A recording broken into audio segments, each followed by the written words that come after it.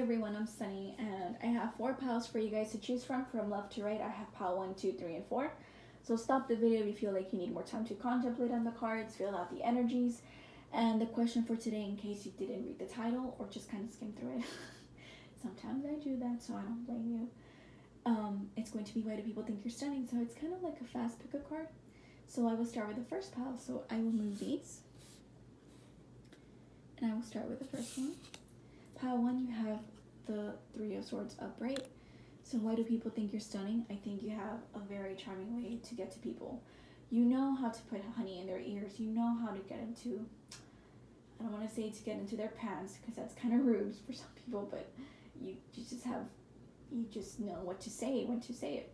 Or if you want to get your way for other things, like mundane things, like you need paperwork done at a certain speed and you kind of maybe skip the line and you just know how to say things and people kind of get annoyed. Things like that. It's like, oh, this person they just kind of get their way. It just feels like maybe not to, it could be that some of you just know how to manipulate people, but it feels more like, because it's like 3 of Swords, it's like third party stuff. So maybe if people feel threatened with you because you're very good looking or you're very good with words in terms of conversation, and it's alluring because you just know how to talk to people and put their defenses down.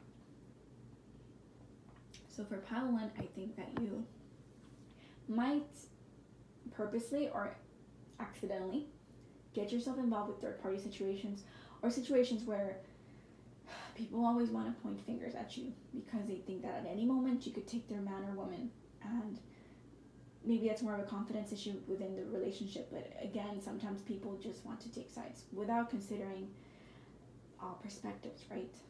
But I also don't think everybody knows what's going on in each relationship for them to easily point fingers on outside sources. It's like people just want a scapegoat. So maybe you're caught up in those situations frequently, pile number 1, and it's unfortunate, but that's what it's giving. So it does feel like you're someone that is a bit of a heartbreaker, purposely or accidentally. There you go. And you always come on top. It feels like you're always at an advantage. There you go. When it comes to connections, because you just know how to get to people's hearts. It's like you push the right buttons to solve the puzzle, and then you just make it work. It's like you just always know how to make people function because you have a lot of experience in that matter. It's like somehow you have a lot, whether you have good or negative experience regarding your connections or your past love life, it does feel like you're someone just that knows how to really communicate with people in that aspect. So that's what I get for you, pile 1. So take that with a grain of salt if you feel that it's a little bit negative, but it feels like there can be perks to knowing how to treat wounds of the heart. It feels like you're someone that could be even a good counselor or someone that knows how to help people mend their broken hearts, right? Someone that's a good listener. So that could be another positive. It doesn't always have to be like a physical thing, but it does feel you're someone that's a good communicator. Dr. Love. Dr. Love, pile 1 is who you are. So I hope that helped. Pile number 2, you have the 3 of Cups in reverse. So okay, maybe you were attracted to pile 1, pile number 2, but there are some similarities, just differently. So it feels like you're someone who kind of keeps to themselves, because even though this is like, why do people think you're stunning? Because you know how to not pursue third-party connections, or maybe like you just kind of avoid unfortunate scenarios where you would possibly be blamed for being a scapegoat, like, oh, this person terrible, this person tried to get with my partner or something like that. So it's like it feels like you're someone that purposely escapes parties or reunions, or not connections, but it feels like you're purposely skipping out on things that could work against you, like public spaces, like maybe coffee dates or maybe like get-togethers. But it does feel like you're someone who learns to walk away from that, and you keep to yourself. You kind of keep your cup. So it feels like you're someone that exercises a lot more self-love and self-respect than people give you credit for, and that's why you're stunning. You're someone that's gonna be a bit of a lone wolf. It does give that. It's like people don't casually see you in groups. It's like they always find you in solitary places or hidden places, maybe like libraries or cafes by yourself. You don't really associate with people much because you kind of avoid people because you know what their intentions are. It feels like you kind of have this inner intuitive feeling that you're like, I know people are up to no good, but I'm not. And I know how to put up those boundaries. So that's what it feels like. You're someone that respects themselves a lot to kind of cross those boundaries. But you're also someone that kind of keeps their creativity to bottled within. It's like you have secret hidden talents, pile number 2, creatively, and you kind of keep that to yourself. It's like you kind of keep that close to your heart. So not many people see that, but you know, that's the magic of you. That's who you are. You know, you're a soft little kind person, but towards yourself, right? And your inner circle possibly, but it feels more like you're kind of a lone wolf. So that's what I have for you. That's why people think you're stunning, pile number 2. You're someone that, sorry, I removed the card so fast, but I want to not take too long with these, but it just feels like you're someone that's very considered and kind to themselves, you know. Pile number 3, you have the Empress upright, reversed. Ooh, why are you stunning, pile number 3? You cut to the chase, and you don't really, it feels more like if people have this, I don't know why I think of Juno in this card, but it feels like if you're someone that kind of gives them like, oh, this person's gonna be a great wife, husband, great partner, right, material, a great spouse, there you go, spouse material, a great parental figure, very accommodating, very considerate. It feels more like you're completely opposite. You're like, I want to either keep those qualities to myself. I'm only marrying myself. I'm only considering myself. I am healing my inner child. I am working with that self and giving myself all that nurturing that I need and not pushing that onto others and kind of keeping to myself and being introverted. Or I'm also not encompassing those energies people keep portraying onto me. You're someone that's not that you're saying cold and calculating, whatever, but more so you're someone that's gonna learn to, you adapt yourself to situations where you kind of put those boundaries of like, I am not this person, but I can be. I just choose to not show that to you because you're probably gonna kind of mold me into what you want, and that's not me. So it feels like you're someone that doesn't want to give that. I don't know. I mean, it could be even strong, like authoritative energy that you could give. I'm also thinking of the opposite of Venus, which is Mars, someone that's very direct. You're someone that's curt to the point. You're not gonna dilly-dally with the kindness, okay? Because I don't think you necessarily think people deserve it within your surroundings.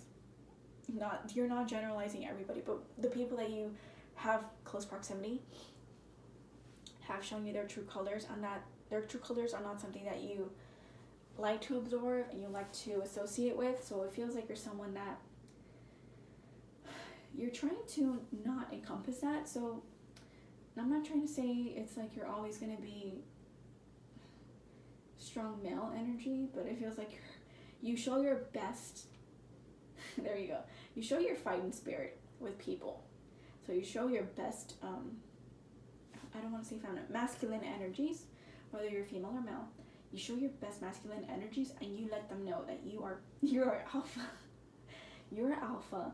You're not subordinate, and you are not going to take orders from anybody. That's what it feels like. So people have to kind of maybe realize that they're just projecting unrealistic expectations onto you, and that you're not going to be serving them, but being subservient or being that like, oh, perfect husband and wife. I'm going to do this and I'm going to stay home. It just feels like you're someone that's creative, you're caring, you're nurturing, but towards yourself, it's like you're not going to really focus on others. You're very independent, and you're very, it feels like maybe they might not catch you often being idle or sitting down or just not sitting still. It feels like you're always in action, movement. You're direct, you're forthcoming.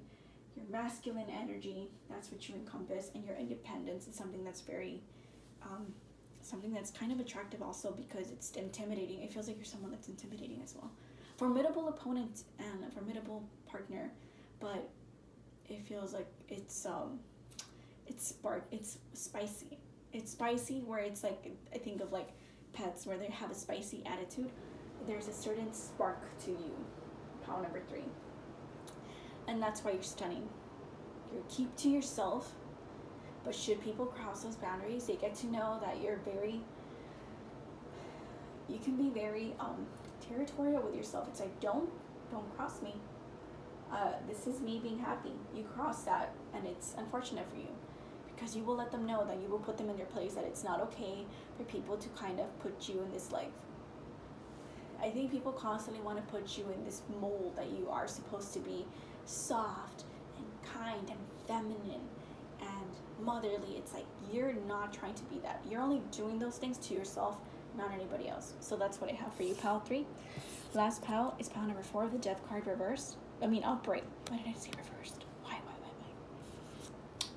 Pile number 4, you guys have so much change, and that's why you're stunning. It feels like you're someone that's constantly shedding their skin, someone that's constantly trying to be different from who they were, and that's great because you're someone that's not going to be stuck in their past. It's like you're always reinventing yourself with how you express yourself, how you think, how you act, how you physically look. It's like, I don't want to be the person that I was once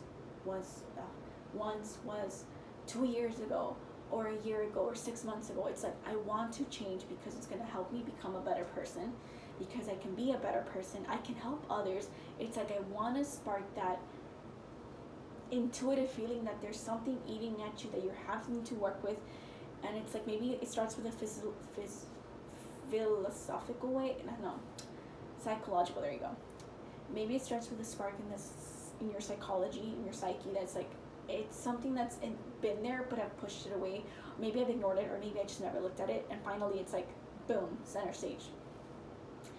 And you always know how to, it's not a quick change. It doesn't feel like the Tower card. It just feels like you are slow and steady. It's like smooth. I think of a snake.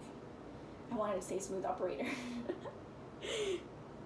Maybe you are a smooth operator, but it just feels like I really just started thinking of that song. I love Sadi. Yeah, Sadi's, she has such a beautiful voice. But yeah, you could be a smooth operator. It's like someone who just knows how to work their body, work their image. It's like, you know how to make the masses look at you in awe. It's like, but it's in awe because you've transformed so much.